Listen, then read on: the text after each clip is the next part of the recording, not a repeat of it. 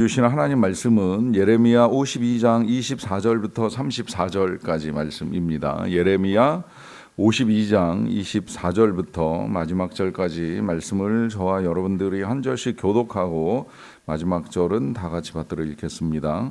사령관이 대제사장 스라야와 부제사장 스바냐와 성전 문지기 세 사람을 사로잡고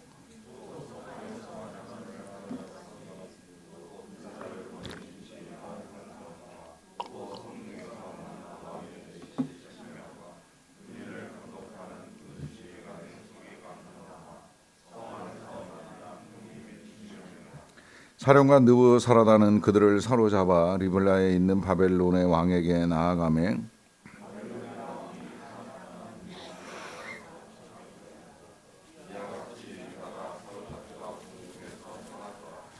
느부갓네살이 사로잡아간 백성은 이러하니라. 제7년에 유다인이 3023명이요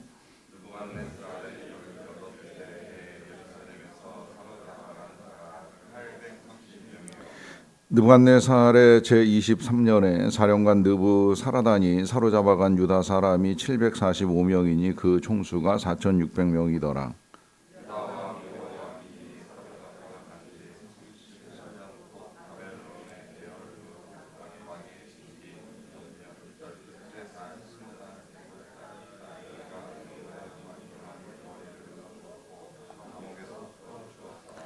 그에게 친절하게 말하고 그의 자리를 그와 함께 바벨론에 있는 왕들의 자리보다 높이고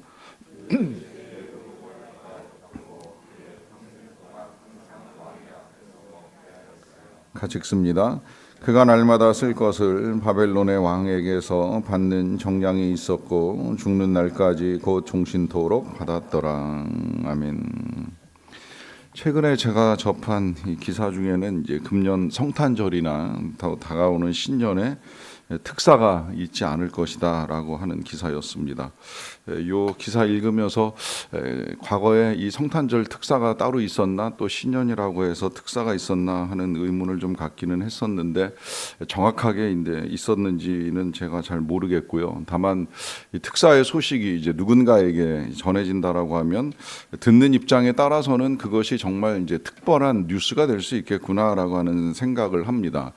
보통 감옥에서 복역하는 사람들은 이제 일정한 기간이 정해진 상태에서 감옥 속에 있게 되는데 무기징역이 아니라고 한다면 대부분 이제 긴 세월을 기다려서 출소하게 된다라고 생각을 하고 있는데 어느 날 갑자기 이 특사를 통해서 고통의 그 기간, 감옥에 있는 기간이 줄어들게 된다고 하면 이 특사의 소식은 그들에게 있어서는 새로운 희망의 이제 시작점이 될 수도 있다고 생각을 합니다. 이제 그러한 뉴스가 지금 이 남유다에 전해지는 상황인데요.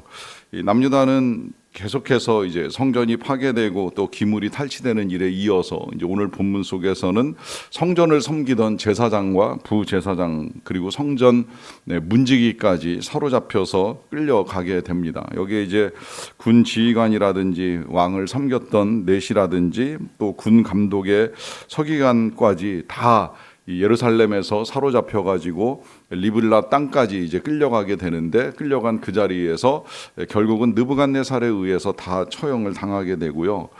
그리고 이제 나머지 사람들이 1차, 2차, 3차에 걸려서 포로로 끌려가게 되다 보니까 이런 상황들을 일컬어서 유다가 사로잡혀 본국에서 떠났다라고 하는 이제 말씀을 하고 있습니다. 그러니까 유다라고 하는 한 국가가 결국은 한 나라에 의해서 완전히 사로잡혀서 본국을 놓고 떠나갈 수밖에 없는 상황이 되었다라고 하는 것이죠. 남은 사람이 있다고 한다면 가난한 사람이나 아니면 농사나 목축을 책임질 수 있는 몇몇 사람이 아니라고 한다면 대부분의 사람들은 포로로 끌려갔습니다. 이 포로로 끌려가는 걸 오늘 본문에서도 3차에 걸쳐서 이제 알려주고 있는데 뭐 이 인원이 성경의 인원과 역사의 인원이 조금 다르기는 하지만 뭐 이 인원을 이제 성경은 주로 남자들을 중심으로 봤으니까 역사에 이제 드러난 것보다는 조금 작게 계수된 것이 아닌가 이제 이렇게 보기는 하더라도 어찌되었건 많은 사람들이 이 포로로 끌려갈 수밖에 없는 상황이 되었고요. 그 포로로 끌려간 사람들이 이제 들었던 이 포로의 기간은 예레미야 선지자가 예레미야서를 통해서 반복적으로 알려주었던 것은 70년이라고 하는 세월입니다. 그러니까 70년의 세월이 흐르기까지 잡혀갔던 사람들은 되돌아갈 희망이 없는 세월을 보내야만 하는 이 불행한 역사의 시작이라고 할 수가 있습니다. 그런데 이제 이 예레미야서가 그렇게 이스라엘의 역사가 종결되는 것처럼 보였는데 이제 오늘 우리가 읽은 부분에서는 마지막 이야기가 하나 더 들어 있지요. 그것은 끌려간 유다의 마지막 왕인 여호야긴이라고 하는 이제 왕인데요. 이 왕은 이제 원래 18살에 즉위를 하고 3개월밖에 통치를 못하고는 이제 끌려갑니다. 그러고 이제 그 중간에 시드기야라고 하는 사람을 대신 세워서 통치를 했는데 이 시드기야가 한 9년 동안 통치를 하는 듯 하다가 이제 그때부터 반역을 일으켜서 마지막으로 유다가 이제 예루살렘이 포위가 되고 그 세월을 한 1년 반 가까이 보내다가 이제 역사가 끝나게 되지요. 그래서 앞서 끌려갔던 이 여호야긴 왕이 이제 젊은 나이에 끌려가서 그가 생각할 때는 아마도 이 예레미야의 말대로 한 70년 세월을 기다려야 되는 거 아닌가. 그러면 나이가 90 가까이 되는데 과연 그런 날이 오겠는가? 그런 날을 만날 수 있을까라고 하는 나름의 의심도 있었을 것이라고 여겨집니다.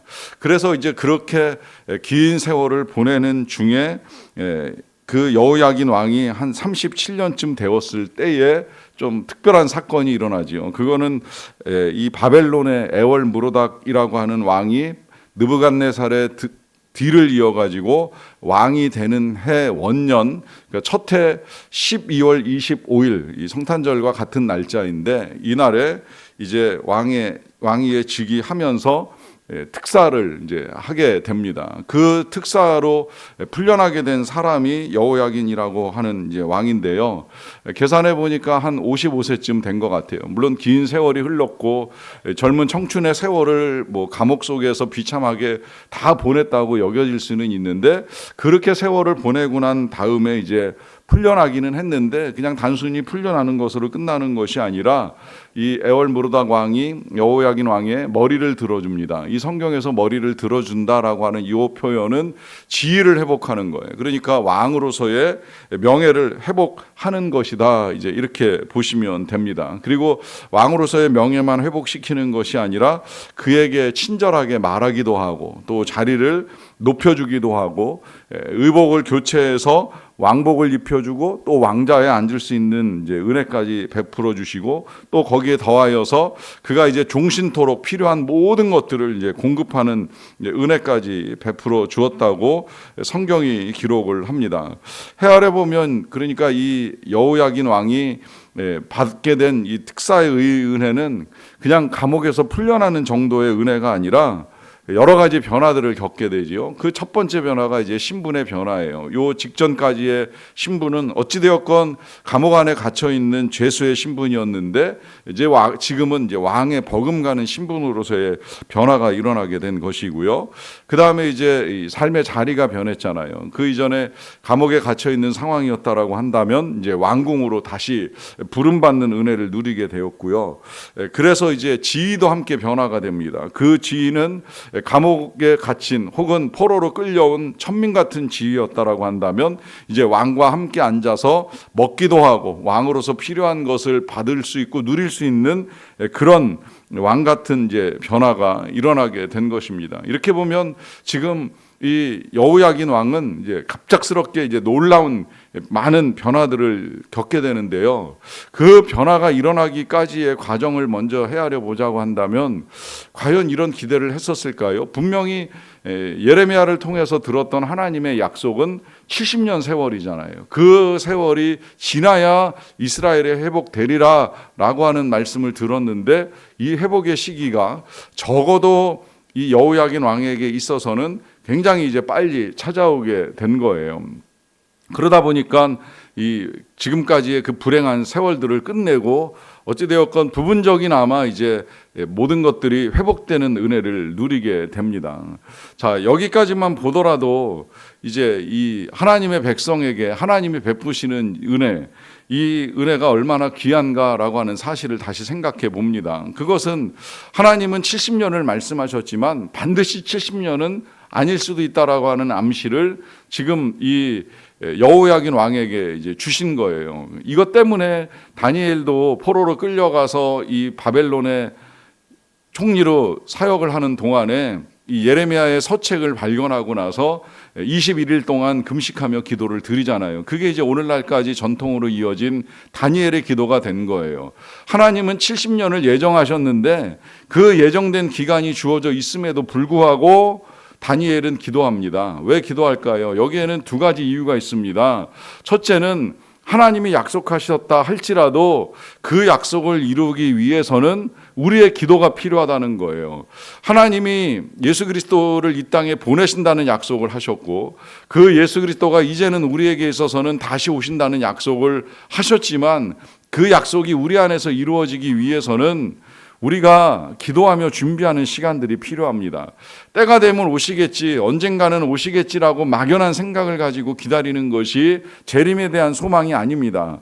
정말 우리에게 있어서 주님의 다시 오심에 대한 소망이 분명하다라고 한다면 그때 이제 우리가 해야 될 일은 주님이 다시 오시기를 위하여서 기도하며 준비하는 일, 또 정말 기도하며 준비하는 사람이라고 한다면 이 땅에서 믿음을 지켜나가는 일을 당연하게 할 수밖에 없겠지요. 그러니까 다니엘 선지자가 그렇게 금식하며 기도하기도 하고 때로는 여러 가지 어려움에 처하는 상황 속에서도 절대 믿음을 포기하거나 주저하지 않고 담대하게 그 모든 환난과 고난을 받아들이는 거예요. 그래서 기도가 필요하기도 합니다마는 또 한편으로는 하나님은 70년을 말씀하셨지만 그렇다고 해서 그 70년을 다 채워가시는 분은 아니시라는 거예요. 왜냐하면 우리 하나님 오늘 이 본문에서 보시는 것처럼 이 여호야긴 왕의 사면은 굉장히 특별합니다. 왜냐하면 여호야긴 왕의 지위가 회복되었다라고 하는 건 이스라엘 전체에게 큰 소망인 거죠. 특히 바벨론에 끌려가서 노예로 살고 있는 사람들 입장에서 자신들의 왕이 특사로 인해서 풀려나고 왕의 지위가 회복되었다. 그렇다고 한다면 이제 우리도 머지않아 본국으로 돌아갈 날이 이르지 않겠는가라고 하는 생각을 하는 거죠. 그래서 실제로 이 70년의 세월이 다 차기 전에 이제 바벨론이 멸망하고 바사왕 고레스가 즉위하면서 그 원년에 또다시 한번 이스라엘 백성들을 본국으로 귀환시키라고 하는 명령이 내리잖아요. 또 한 번의 특사가 내려지는 거예요. 자, 이렇게 지금 포로로 끌려가도 특사가 되고 왕의 지위가 회복되는 이런 일들을 겪으면서도 놀라운 하나님의 은혜를 경험하게 되는데, 그렇다고 한다면 여러분 우리의 입장에서 생각을 해보세요. 우리도 다 이미 이 사형 선고를 받은 죄인들 아닙니까? 그런 우리에게 있어서 예수 그리스도가 이 땅에 태어나셨다. 그 예수 그리스도가 십자가에서 우리의 죄를 용서하셨다. 부활을 통하여 우리의 용서의 은혜를 분명하게 증거하셨다라고 한다면 우리가 다 사면된 은혜를 받고 살아가는 하나님의 백성들입니다. 그러니 이 사면의 은혜라고 하는 것 누구보다도 그리스도인들은 분명하게 알아야 되고 그 은혜가 우리에게 크게 임하였다라는 사실을 확인할 수가 있는 것이죠. 그리고 그 은혜가 우리에게 있어서 중요한 것은 그렇게 우리를 위하여 모든 죄를 용서하시는 특사의 은혜를 베푸시는 하나님이시라고 한다면 그 아들과 함께 그 밖의 모든 은혜들을 능히 베풀어 주실 사랑의 하나님이시라는 사실이죠. 이것이 사도 바울이 로마서를 통해서 우리에게 밝혀주신 바 굉장히 귀한 하나님의 은혜라는 사실인데, 그 아들을 아끼지 아니하시고 우리를 위하여 내어주신 이가 그 아들과 함께 이 모든 것들을 더하여 주시지 아니하시겠느냐라고 하는 말씀을 하셨잖아요. 그러니까 예수님을 이 땅에 보내주신 하나님은 예수님뿐만 아니라 이제 그 밖에 우리를 위하여 못하실 일이 없는 거예요. 안 해주실 것이 없는 거예요. 우리는 그래서 하나님을 믿고 예수님을 믿으면서 우리의 삶에 베푸실 은혜를 얼마든지 이제 기대하며 살아갈 수 있는 하나님의 백성들이 된 것이죠. 여러분 그 은혜를 기대하십시오. 우리에게 베푸신 바 이 특사의 은혜는 그냥 죄에서 벗어나 감옥 생활을 끝내라고 하는 말씀이 아니라 삶에 필요한 은혜를 얼마든지 베풀어 주시겠다는 거예요. 그러니까 이제 이 땅에서 그 은혜를 경험하는 자들이 고백하는 찬양이 있잖아요. 주 예수와 동행하니 그 어디나 하늘나라. 비록 살아가는 삶의 자리는 여전히 타국 같은 삶, 감옥 같은 삶, 지옥 같은 삶의 환경처럼 느껴질 수는 있습니다. 하지만 주 예수와 동행하면 어디나 하늘나라로 바꾸어 갈 수 있습니다. 이것이 우리에게 베풀어 주신 바 먼저 경험하는 하나님 나라의 은혜입니다. 저는 저와 여러분들이 다 이런 은혜들을 풍성하게 날마다 많이 경험하며 살아갔으면 좋겠습니다. 오늘도 기도하시는 가운데 그런 은혜를 경험할 수 있는 저와 여러분들의 삶 되시기를 간절히 축원합니다. 기도하겠습니다. 사랑과 은혜가 풍성하신 아버지 하나님 감사합니다. 하나님께서 우리들을 사랑하셔서 베풀어 주시는 바 그 은혜가 얼마나 크고 귀한지요. 죄의 종노릇하며 죽을 수밖에 없는 운명을 가지고 태어난 우리들이 그 죄와 사망, 진노와 저주로부터 지옥으로부터 벗어나게 하시기 위하여 예수 그리스도를 이 땅에 보내어 주시고 우리 주 예수 그리스도로 말미암아 우리의 죄를 용서하시고 죄로부터 해방시켜 주시고 사망으로부터 자유케 하신 아버지 하나님의 크신 은혜와 사랑을 진심으로 감사드리옵나이다. 이제는 생명의 성령의 법이 우리를 다스립니다.